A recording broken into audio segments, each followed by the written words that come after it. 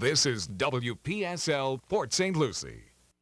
The opinions expressed are those of the host and guests of this program and are not necessarily those of station staff, management, or sponsors. WPSL does not endorse products that may be mentioned. Any reproduction or retransmission of this broadcast is strictly prohibited without written consent of WPSL. It's time to Ask a Rabbi. Call in with your questions and comments at 340-1590. And now, here's your host, Rabbi Shafir Lobb. Hello, everyone. As it said, this is Rabbi Shafir Lobb with Ask a Rabbi on this nice day in August in sunny Florida. We are here at Fort Pierce, Port St. Lucie County, at Digital 1590 WPSL. So please feel free to give me a call at 772-340-1590. Ask a Rabbi. And so we started last week to talk a little bit about the 10 Commandments or the 10 utterances and kind of went all over the place, but that's normal. That's the fun, particularly of Ask a Rabbi, because you get to ask just about any question. And if you're watching the streaming, I see that it says low network connection, so I don't know exactly what that means, but we'll figure it out. And hopefully that's going. So it says finish, whatever. So anyway, so questions that you might have for this rabbi. In the meantime, we'll start talking a little bit about the 10 Commandments. Comes to us in the book of Exodus is one version. There's another version that's very, very similar given to us in the book of Deuteronomy. Those are the first 5 books of scriptures. Jewish scriptures go from Genesis through Chronicles. We end in Chronicles. It's a slightly different order than Christian scriptures. Not a whole lot of difference, but slightly different order. We do Joshua, Judges, and then we go to Kings, and the Christian scriptures goes to Ruth, which we consider, as we talked about in one of the other sessions, a Megillah, a story. So it's not considered to be necessarily factual, not necessarily not, but it's a story. That's where the whole Megillah concept comes from. It means the whole story. And that's because it's traditional on many Jewish holidays to read an entire one of the 5 Megillah, one of the 5 stories. Jonah's one of them. And, there's some pieces in stories that are always a little bit incredible. I think the big reason for having the book of Ruth is to explain why David might have looked like an Edomite, who were not welcome in the community at the time, largely owing to continuing hostilities that people in scriptures seem to be unable sometimes to forget. So let's switch from that, though, and let's look at these 10 Commandments. And they start in 20. Chapter 20, where it says, that I am Adonai your God, I am the one. And that's just kind of a strange thing to say. And then it goes on, and the second one for us is the one that says, don't make an image, don't have any other gods, etc. Don't bow down and serve them, because I am a passionate. And the translation I'm looking at says, I am an impassioned God. I am a God of strong emotions. Right? And we talked a little bit about taking into account the sins of the parents, even to the 3rd or 4th generation, and then showing kindness to the 1000th generation of those who love me. And I'm going to talk a little bit about when Scripture says that when you love me, when you hate me. And those are interesting terms. They don't mean exactly the way we use love and hate in modern American English. I'm not going to talk about British English. I don't consider myself an expert. And it definitely seems sometimes that that's a little bit different, and rightfully so, because we've separated as cultures a couple of hundred years ago, and it doesn't take language but decades to really significantly change. And I know that from my own personal experience in Israel, how much Hebrew has changed from the 1 year that I lived there. And I'm like, really? It's so different, and I can see the changes that are happening. So I have to imagine that I don't feel them in English, but we are changing. I know that we are because we're adding technology. I've been kind of like watching some of the older TV shows, and like before cell phones, or if you do one of these binge watches, and you kind of go through the different episodes, and you can see them bringing technology in as it's happening on the outside, and the subtle references that start to get included about things that are ongoing. I saw an old Elvis movie where he trades places. He's a rich guy, and he trades places with a guy who's not so rich, but he's got this fancy car, and it has a car phone. What it has is an old-fashioned phone receiver on a cord. I'm sure that there was no service, but it looked really good in the movie, and it was like, wow, look, we could have a phone in a car. Now we've got a phone in our pocket. Right. Yeah.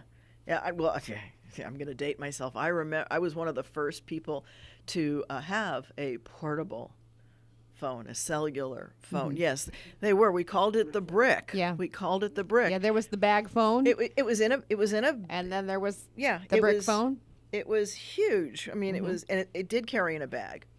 And now, and of course, we didn't have cameras in them. Right. All they did was make a phone call. Right. You couldn't even text on them. What was a text? There wasn't texting yeah. yet. There wasn't even texting yet. Yeah, now they're like pocket computers. Yeah. I mean, basically it does everything your PC does and then more. some, and some more. Yeah. And it can hotspot if your PC needs internet. And so we really have become creatures of our technology.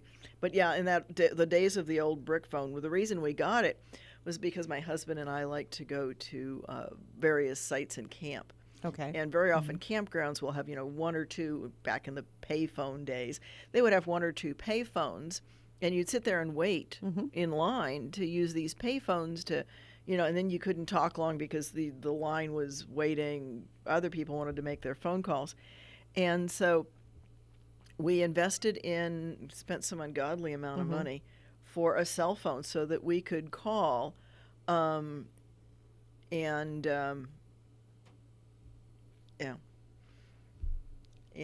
we couldn't. So it's apparently recording and not going into the system, but that's okay. So that's your that's Facebook. my problem. Okay, so if you're listening on the radio, then, and we hope so. Yes, we do, and it'll be on YouTube a little bit later. But so we had this bag phone, this huge thing, and I took it. We took it with us, and at the time, I have since cured myself of my fear of heights, and we'll talk about that sometime. What I did there, that was a very conscious effort, and I very purposely wanted to get over it. I knew it was a phobia, and I wanted to cure myself of it. But this was in the days when I had it, and I had to call somebody. I don't remember the reason for the phone call, but it was a very urgent phone call. And I climbed onto the top of the motorhome, and I'm standing there terrified because I'm on top of something. And I've got this little add-on window on the, or not window, but an add-on antenna. And they were like, 18 to 2 feet long. Because you were trying to get some kind of service. I was trying to get some kind of service. I was trying to find, the 3 cells in New York State. We were at the Finger Lakes campground in the state park. And so I'm standing on top of this motorhome, waving this bag with this antenna on it. Can you hear me? Can you hear me? Can you hear me? Yeah. It was the classic, the commercial that they had. And now I think back on it, and I'm like, if we'd had cell phones, my husband would have been, videoing me. As I probably would have fallen off and been a really cool video. But you would have went viral. Yeah, probably would have been. And we still have that phone tucked somewhere. My husband every once in a while brings it out and chuckles.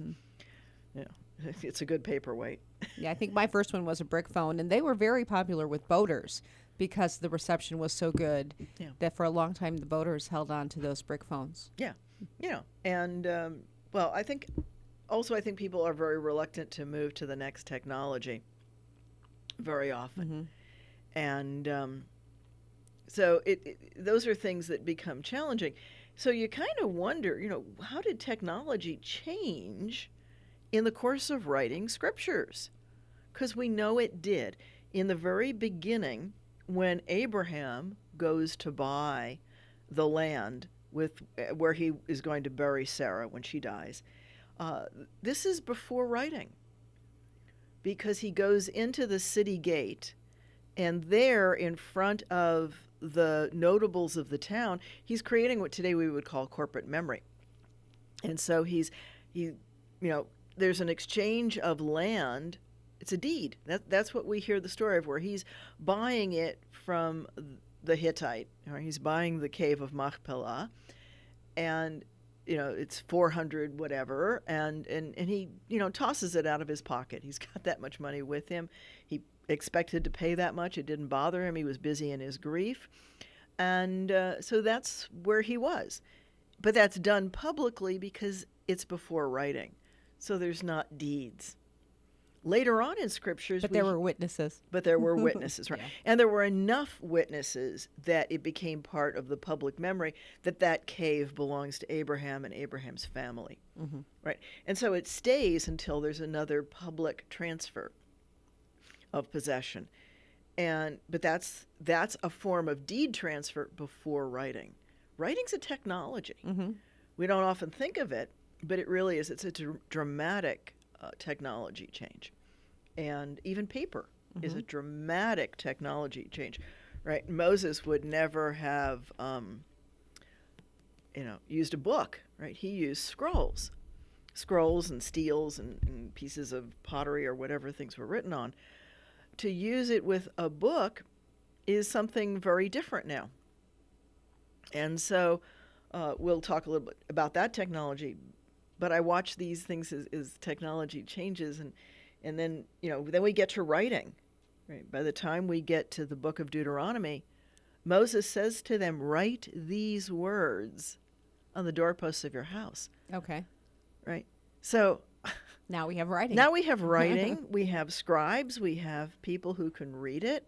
Possibly most people, because if you're going to say write it on the doorposts of your house, then probably most people can read. You don't say that to a culture where only a handful of people read. Now, maybe only a handful of people write it nicely. And certainly that's still true today. We have people who are much better skilled or artists who do beautiful jobs of writing. If you read mine, good luck. Right? That's thank goodness for the computer for the typing, because back in the day when I had to write it, I'm not sure it was very legible. And so we do see those changes, and of course they're reflected in language. Language is constantly moving. And it's one of the things that scholars use when they look at the Hebrew. They'll kind of judge what age of the Hebrew is it. So the story of the binding of Isaac is mostly a very simple, basic, beautiful early Hebrew. And then there's a couple of lines in it that are later. And so, you can see the marks of the editors going through it. And getting back to the Ten Commandments, and by the way, people are saying Happy Elul, and absolutely Happy Elul to everyone. It's as good a time as any to mention that. We're coming into the month preceding the High Holy Days, the days of awe.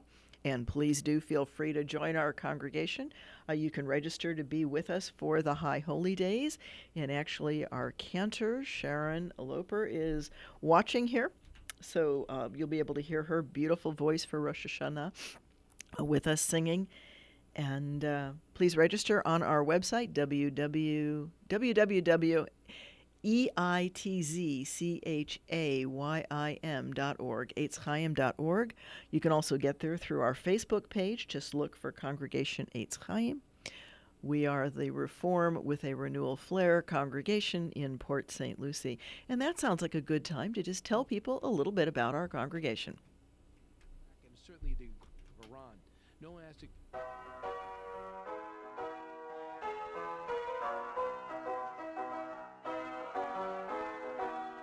Congregation Eitz Chayim, Your welcoming, inclusive, spiritual, and joyful Jewish home in Port St. Lucie. We welcome you to renew your inner Jew and join us. We are Reform Jewish with a renewal flair. We are multi-generational. We are welcoming to all. Come join us for a Friday night at 7:30 p.m. for our Kabbalat Shabbat services, or Stolen Moments on Saturday morning, where we discuss the Parsha of the week at 9:30 a.m. Shabbat morning services follow Stolen Moments, usually at around 10:30 a.m. Our address is 540 Northwest University, across from Met Stadium, and we are in Suite 102. Again, that's 540 Northwest University, Suite 102. Please join us for Friday nights at 7:30 p.m. or Shabbat morning starting at 9:30 a.m. for Stolen Moments. Congregation Eitz Chayim. And you're listening to Ask a Rabbi here on WPSL Digital 1590. Back to your host. Thank you. And absolutely, please feel free to call in with any questions that you might have. We've been talking a little bit about the Ten Commandments. I'm going to briefly talk a little bit about the High Holy Day services. So we have services on Erev Rosh Hashanah, the evening of the New Year. And that is the 9th of September. You can register online. We do ask that you register. We're not selling tickets, but we ask that you register. We do ask a donation. We expect you to be an adult and that you understand that it takes money to make things happen, but we're not going to tell you what that amount is. There's a fair share listed on the website, and you can use that as your guide to help you with it. But that's starting on the 9th, and that's Rosh Hashanah. 10 days later, on the 10th of the Hebrew month of Tishrei, we have Yom Kippur, the day of at one-ment with God. And I will talk more about that subject next week. That'll be my subject for next week, the High Holy Days themselves. But please do join us for one or both of those days. We are open to people being part of our community. So that's the plug for High Holy Days. And with that, I'm going to go back to this commandment that says, do not swear falsely. Don't take the name of Yud-Heh Vav-Heh of God, of your God, for vanity, for vain things, because I won't clean up your mess, is basically what the Hebrew says. Right, so it's not about saying, GD or something. I won't go into those words. First of all, I know not to do them on the air. Secondly, Okay. Sounds like a plan. Secondly, I don't generally use them, so they don't come out easily out of my mouth. So, but what it's saying is it's not so much about cursing as it is about attaching God's name to things that are not godly.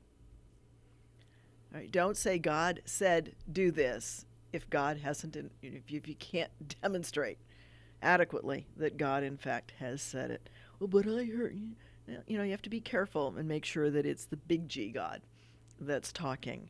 And I always love to use the guide that Rabbi Daniel Siegel gave us at one of my classes, and he said, we pray to God. That's us talking to God. Sometimes we scream at God, and sometimes God does answer. And the key to when that's most likely to be true, as opposed to the ego, the little g God inside us, is when we look around at the world and we see God's beauty in everyone and in everything. Then maybe what we're hearing is a little more divine in nature. If we're not seeing that, if we think that we stand any amount, even an inch taller than anybody else, then it's not God talking, right? Not the real God. Mm-hmm. And so I think that's what this instruction is about. It's about don't inflate yourself. Don't try to make yourself into more of a God agent. Don't think that God is going to do vain little things. So it's not about the football game. Sorry about that, guys. Because both sides pray. And I have to believe that both sides pray properly and fervently, and God's not doing a cute little coin toss to see who wins, nor is it being measured in the millimeters of something or other. So, right, yeah. And I think that's part of it, that to me is part of God saying, we had talked a little bit earlier about free will, and it kind of, it always seems to dovetail onto something that Stuart has said in Ask a Lawyer, but part of the piece that I heard was he was talking about the right of free speech, and that goes with free will. We have free will in our lives, but we are not free of the consequences of our free will actions. And so with that, I have Russ on line 1. What's your question, Russ? I've actually got 2 points.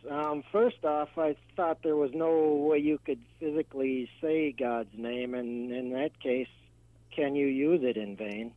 And the second one is, how are the Jewish people in relation to ancient aliens as opposed to God as far as the aliens go? That's just a curiosity of mine. I'll hang up and let you talk.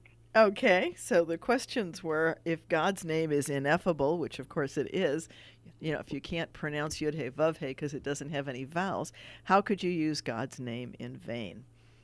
Well, have you ever said, well, I have to check with my partner, my spouse, my wife, my husband? And you're not really planning on doing that. That's just, right? So you're using their name, even if you don't name them by name, people know who you're referencing. So, so if you would just say, Elohim, right, which is pronounceable, another name for God, because there's only 100 and some odd names. It's only the Yud-He Vav-He that's ineffable. The other names are all pronounceable.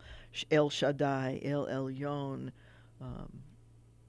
Havaya. There's a bunch of different names for God that are effable, that we can pronounce. And that doesn't mean the letter. It's about pronunciation. So you can pronounce those, and using any one of those, even Hashem, the name.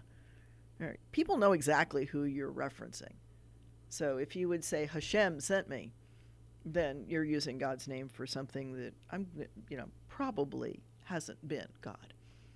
I can't prove it until I see the situation and everything that's going on. But my first guess is that you shouldn't have to say it if it's really true. But maybe that's me. I think that if you are really speaking on behalf of God and God's putting words inside you to speak, that it's going to be obvious. And of course, it wasn't, because people asked, how can we tell a false prophet? So maybe it's not so obvious, but you have to give it the test of time, and then it makes itself apparent whether or not it's real. So that's part 2. If you can't use God's name, yes, you still can attach the identity to something. We certainly see that going on. Name dropping is attaching people's names to things that they may not have anything to do with. So it happens all the time. And the other question was, what about aliens? I'm going to go a little bit literal on you here. I don't see it mentioned in the text. I'm not going there. I don't see it referenced. And I know that, Kurt Vonnegut, right, wants everything to be aliens and the fallen and all of that. And yes, some of the roots are the same as those words. What does fallen mean? I don't know. There's a lot of different meanings, and we really have lost what some of the Hebrew means. We really have. We have something that scholars call hapax-legomena, which is where there's one time in all of Scriptures that a word is used.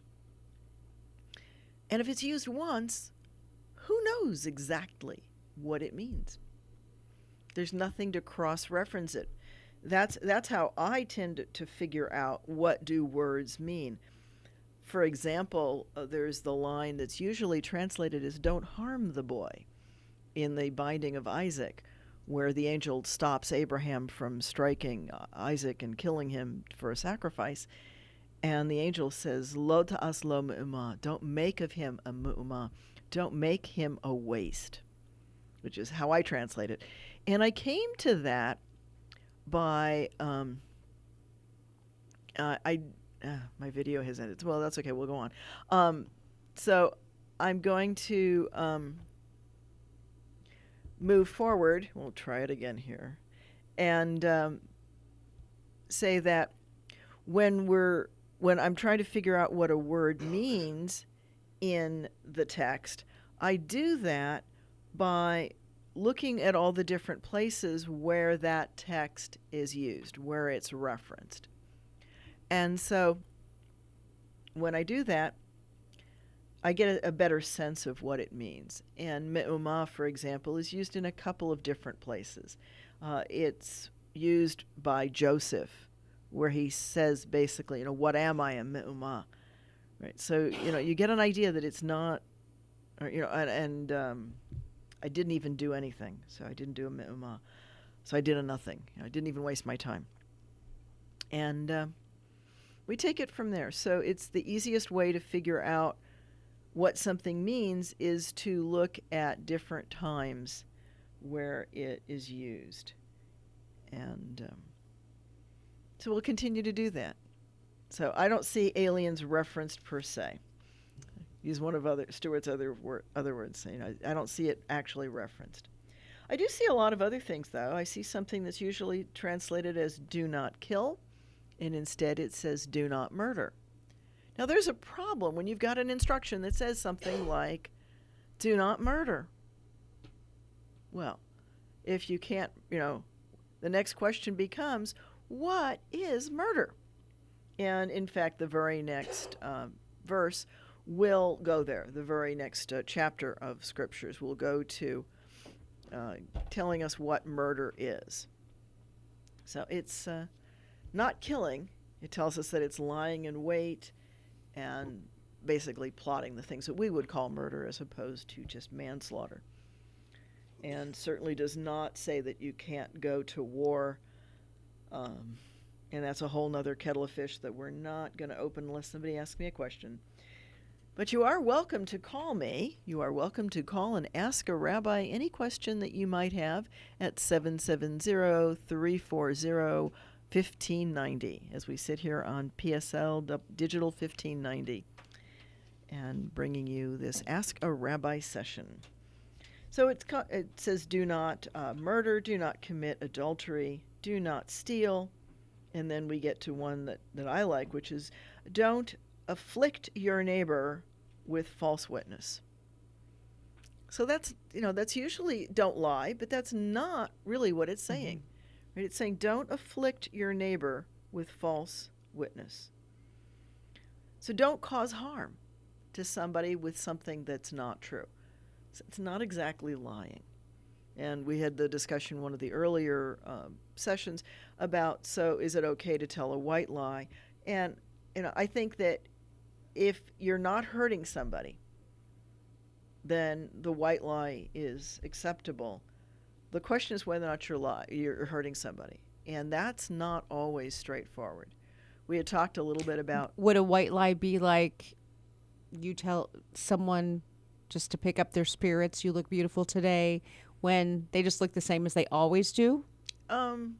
It could be. I mean, the example in Scriptures is when... I just pretty much try to stick to the truth. Yeah, well, always. It's easier. Yeah. And it's, there are certainly words of encouragement you can come up with that are true. Even when somebody looks the same as they always do, right? You've got a beautiful God spark in you. But I'm trying to figure out what white lie would be okay. Well, so the one that's in Scriptures, Sarah laughs and she says, he's not going to give me any pleasure because he's an old man. And then God talks to Abraham and says, Sarah laughed because she's an old woman, and it's not easy to make an old woman climax. Right? So they're both the same thing, but the one would have ticked off Abraham, whereas the other one was a challenge to his male ego. Right? So in some ways, God's white lie is protecting Sarah from Abraham getting angry at her, saying, how dare you call me an old man? Okay. Right? Blah, blah, and wherever that could go in its marital implications, to let's see if you can make her happy, which is going to give her a much better experience, going to give him a better experience. And so that's a case where it didn't hurt anybody. Didn't hurt anybody. So I guess a white lie would be taking things and putting them in a way that benefits more people. Okay, now, But again, there's the danger of harming somebody, because then you're going to get into this afflicting somebody. So you can't say, well, I said it just to not hurt their feelings. Because usually when you say that, it really isn't about the person. It's about you not wanting to be perceived in the moment as being a negative person or whatever, right? Some failing that you perceive in yourself. So, for example, if I don't know, we often do it, right? I don't have time for it, right? That's a very often a lie, because we control time in our lives for considerable portions of it. I mean, we accept commitments then, right? So I don't take another appointment over the time that I'm here, for example. I don't take an appointment over the time that I'm at services. But those are conscious choices, really.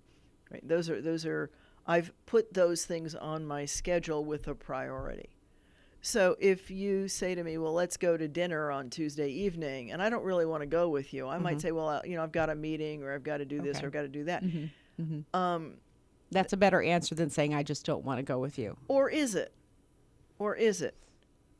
Right? Yeah. Right? Because who does that benefit? And that's the question that you really have to ask. Because if you keep saying it, you're going to lose credibility over time. They're going to, it might be better to say, be as candid as you can be and say, I don't really have it in me to spend 2 hours talking tonight. Might be a truer statement than just, I have a meeting. Right? As a person who very often has meetings scheduled all through the crazy day and who does many different things in the course of a day. So my schedule is crazy. And I do have a lot of appointments. And I am zealous of the time that isn't scheduled. And sometimes that's what I say to people. I'm a little bit zealous. I've got an evening off. I'm going to just take it and veg. And that's not, if you say it nicely, then you're not going to offend anybody, but you're giving a little more accurate answer than, well, I've got an appointment. Right. Because then it's a function of, well, then they say, okay, well, how about next, 2 weeks from now, right? Can I get on your appointment schedule? Right. And, if it really, you gotta play with each one, but you got to play with it honestly, with yourself and with the person. So sometimes these things that we say to quote unquote be polite are not always polite, right? So let me think about it. You probably aren't going to think about it. Right. Right? That's not really what you mean. That takes care of it right now, but that's as far as it's going to go. Yeah, and you're not going to think about it. See, that other person probably realizes that as well. I don't think they always do if they really want you to do something. They might take you at your words. And then they're going to be, all you're doing is delaying their hurt. And in fact, you might actually be aggravating it. Right? It might be kinder to say that really isn't something that interests me. It's not you. That doesn't interest me. If you can say it nicely. Now, I understand that telemarketers call and it's hard to get them off the phone. But at this point, we're getting mostly robodials anyway, so you're not offending a tape when you hang up nicely. Or not so nicely. I like can I get your number and call you back? I'm busy right now, but I'll call you back. Because you can't really call back a telemarketer. Yeah. It doesn't work that way. It doesn't work. No, the number they give you doesn't really work. Ring to them. It doesn't ring back. So, that's can I call you back? Can I call you back? Yeah, can I call you back?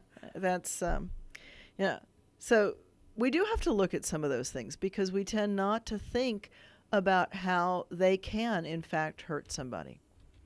So those are very, very important issues. Things that we don't expect to hurt, and that's what we're getting into in the coming up of the holidays.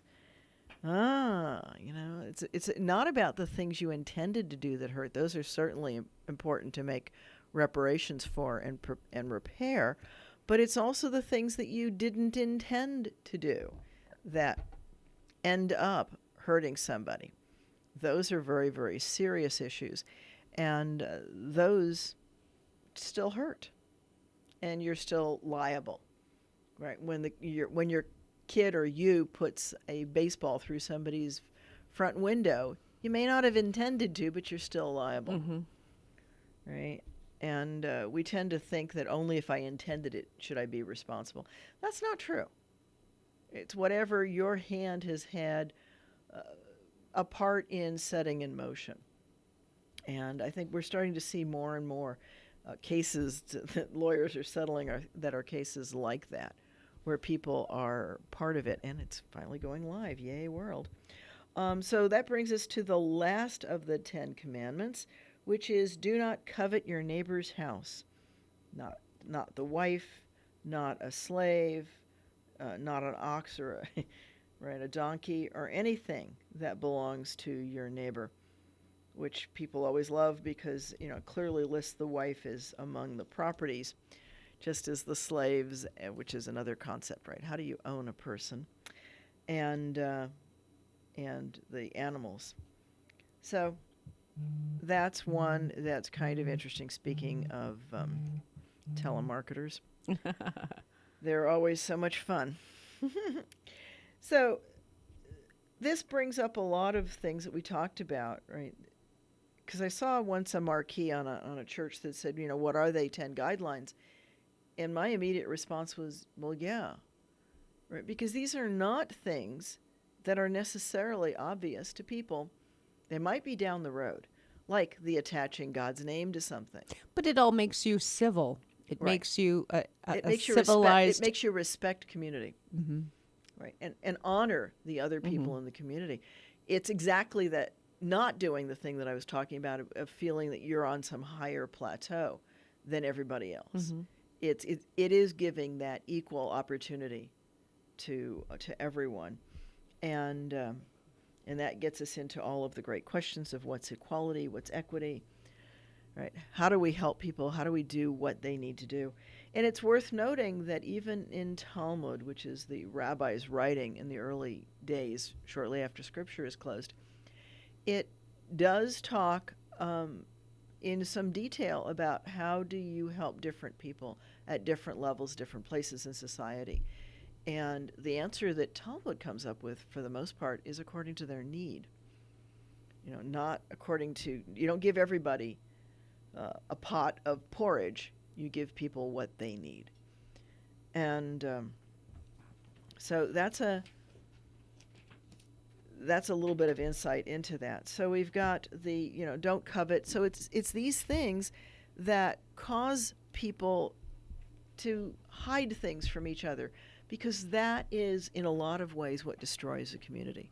It's the secrets, it's the parking lot meetings, it's the power plays, and all of those things are done in private.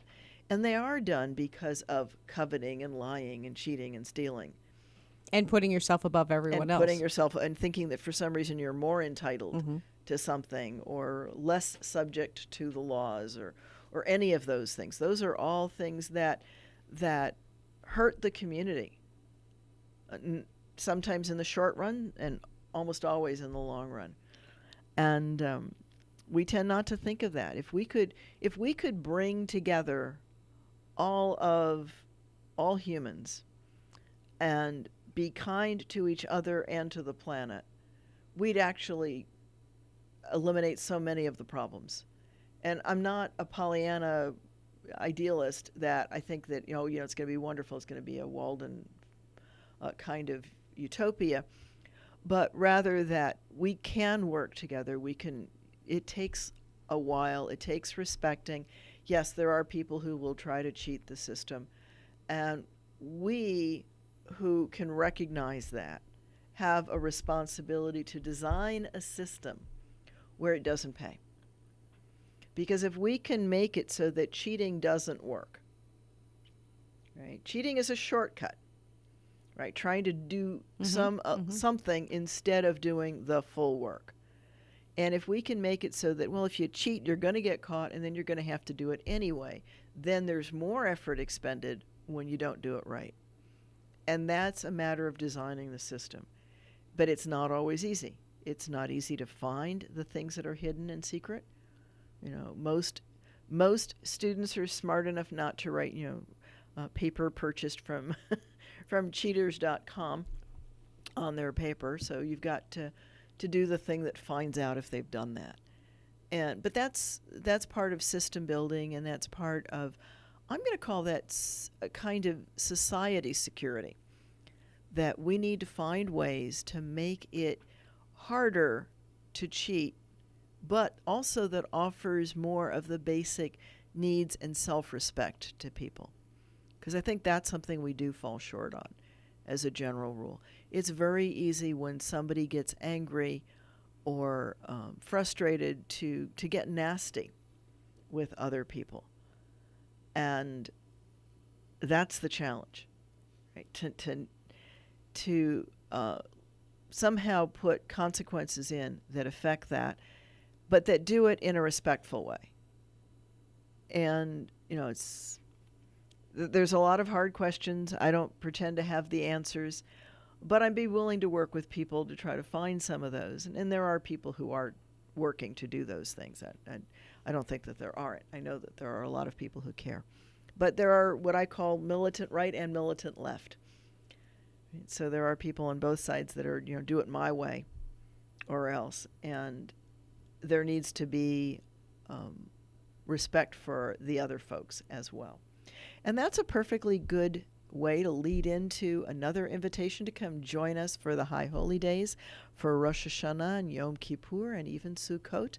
25% of Jewish holidays happen in the Hebrew month of Tishrei, which this year starts on the evening of the 9th of September. So in the next 30 days after that, many, many Jewish holidays. I'll bring a list in next week, but there's just this long list of holidays that we have. Most of them, or not most of them, but about 25% of all the holidays happen in that one month, and it's why come October, or the Hebrew month of Cheshvan, rabbis go, finally, we can relax. So with that, I'm going to ask you to go ahead and tell people a little bit about Congregation Eitz Chayim.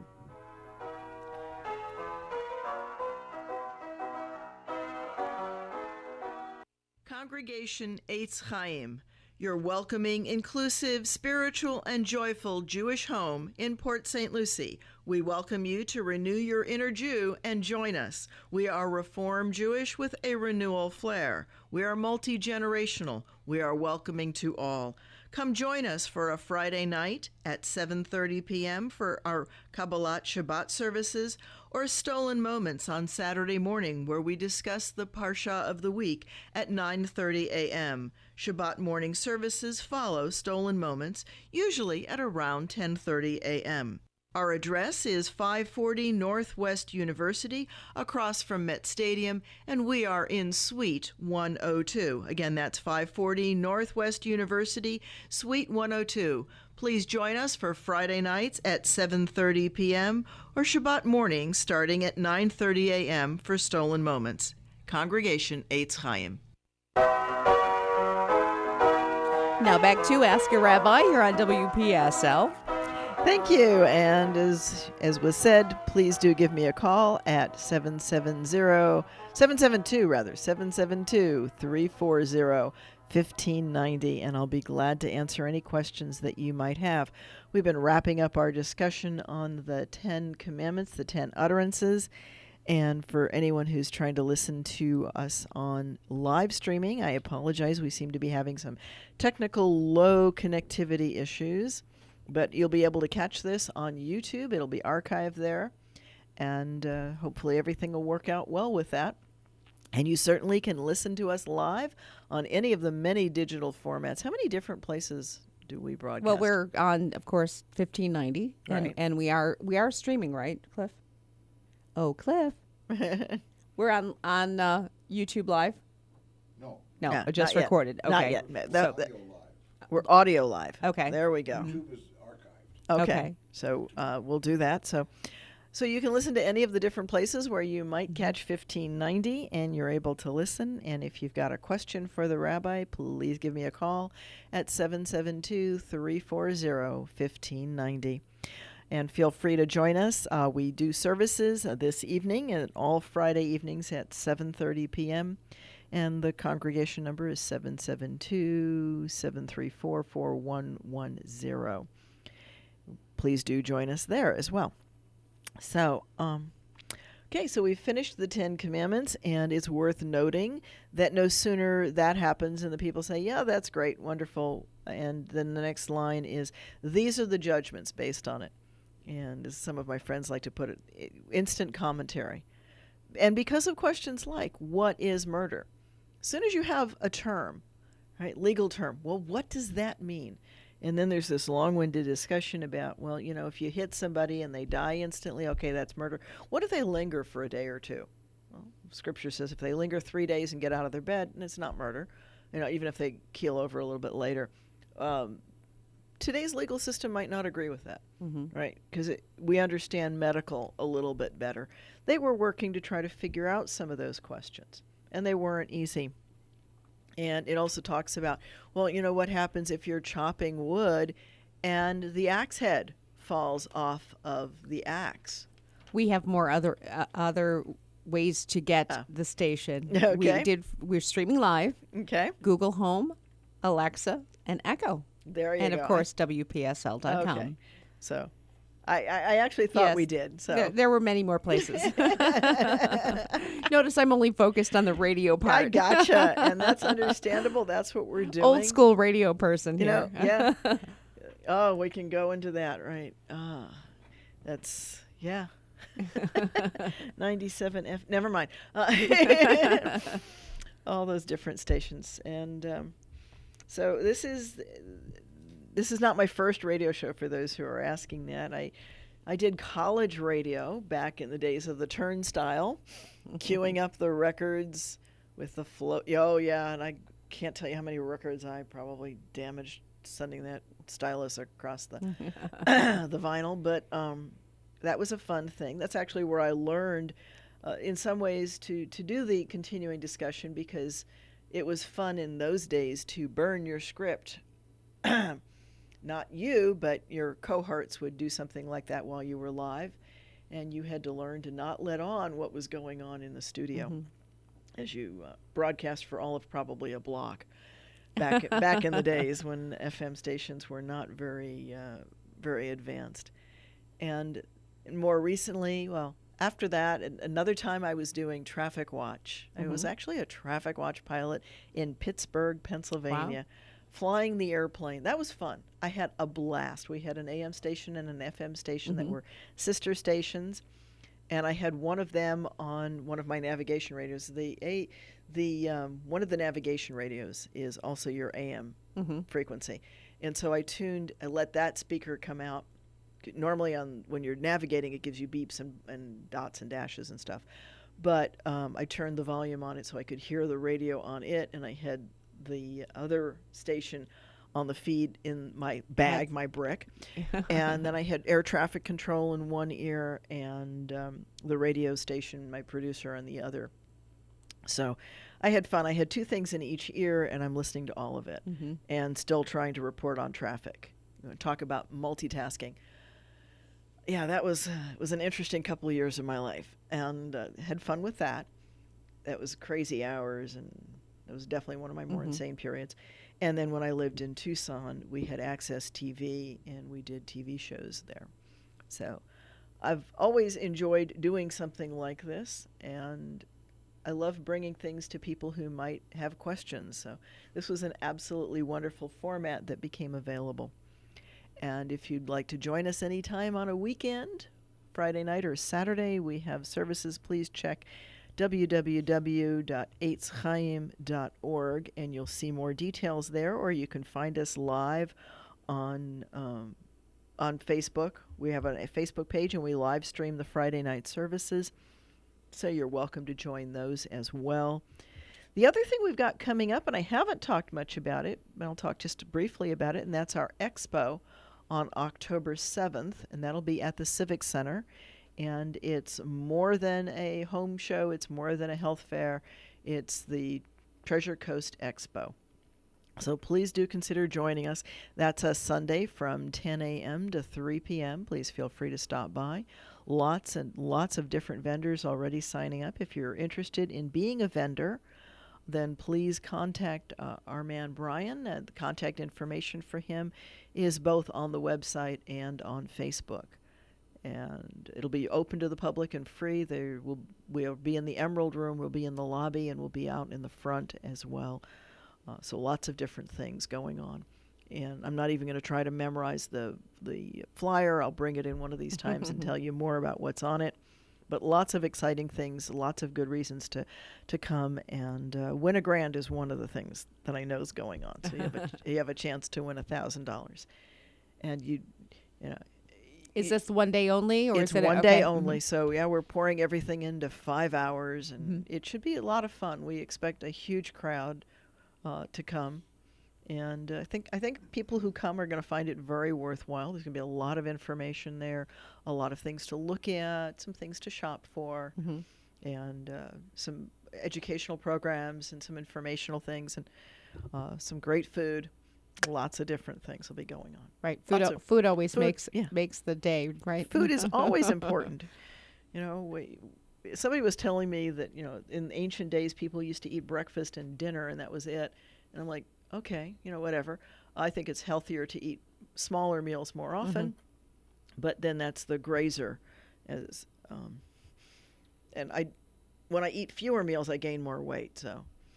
So I've learned that over time. Because you're hungry, and and then you eat too much because you eat in a hurry.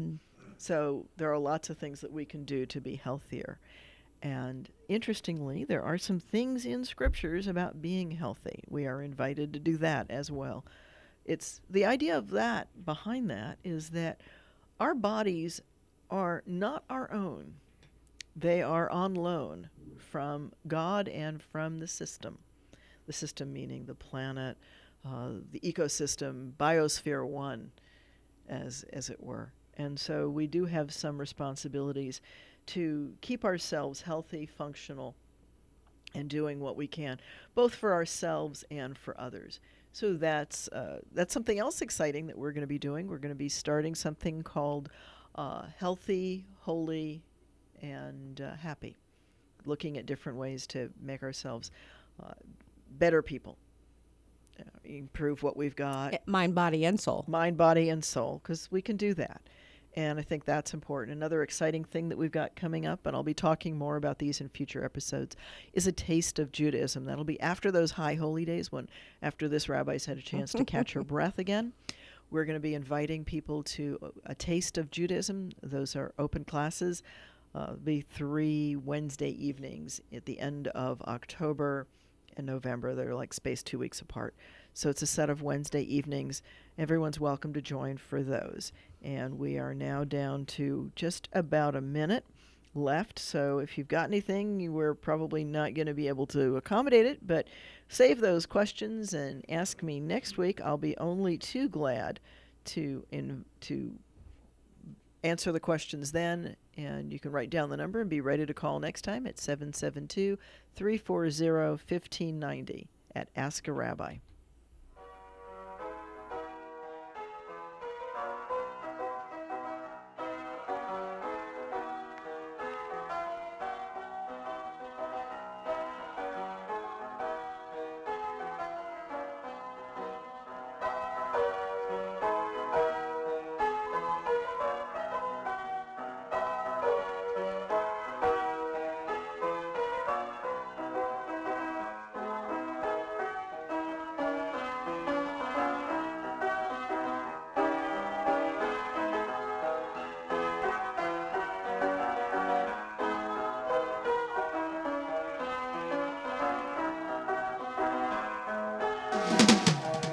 This is WPSL Port St. Lucie, the talk of the Treasure Coast.